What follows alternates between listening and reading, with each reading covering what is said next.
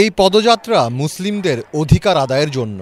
এই সমাবেশ মুসলিম জনগোষ্ঠীর আওয়াজকে রক্ষা করার সমাবেশ। বাক স্বাধীনতা আর সম অধিকারের বুলি আওড়ানো মার্কিন যুক্তরাষ্ট্রেই এখন কথা বলার অধিকার পাচ্ছে না মুসলিমরা। নানা অজুহাতে তাদের কণ্ঠরোধের যে পায়তারা চলছে তার বিরুদ্ধে এখন অবস্থান নিয়েছে খোদ মার্কিনিরাই।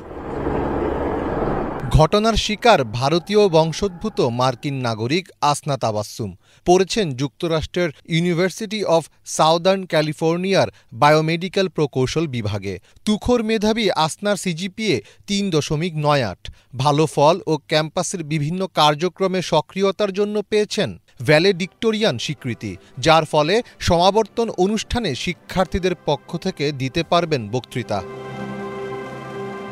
কিন্তু হঠাৎ করে নিরাপত্তা ঝুঁকির কারণ দেখিয়ে বিশ্ববিদ্যালয়ের সেরা এই ছাত্রীর সমাবর্তন বক্তৃতা বাতিল করেছে ইউএসসি।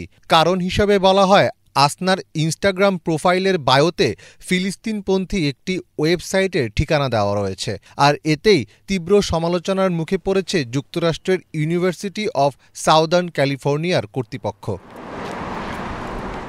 বিশ্ববিদ্যালয়ের কর্তৃপক্ষের এমন সিদ্ধান্তে হতবাক আসনা তাবাসসুম। যে বিশ্ববিদ্যালয়কে ৪ বছর নিজের ঘর মনে করেছেন, সেই বিশ্ববিদ্যালয় তাকে কিভাবে অস্বীকার করল সেই প্রশ্নই রাখেন তিনি। আক্ষেপ করে আসনা বলেন, আমার এই অর্জনে আমার পরিবারের উদযাপন করার কথা ছিল, অথচ এখন পরিস্থিতিটাই ভিন্ন।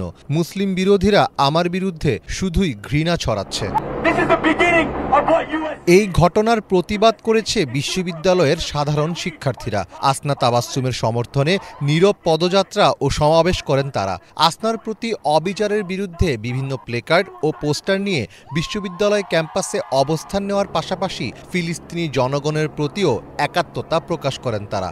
এমনকি এই ইস্যুতে বিশ্ববিদ্যালয়ের ইহুদি শিক্ষার্থীরাও ছিল সরব। আমরা আসনাকে সমর্থন করতে এসেছি। তিনি আমার দেখা সবচেয়ে মেধাবী ও সহানুভূতিশীল ব্যক্তিদের একজন, কিন্তু বিশ্ববিদ্যালয় তার মুখ বন্ধ করার চেষ্টা করছে। সে যথাযথভাবে ভ্যালেডিক্টোরিয়ান সম্মান অর্জন করেছে, তাই আমরা তার প্রতি সমর্থন জানাতে এখানে হাজির হয়েছি।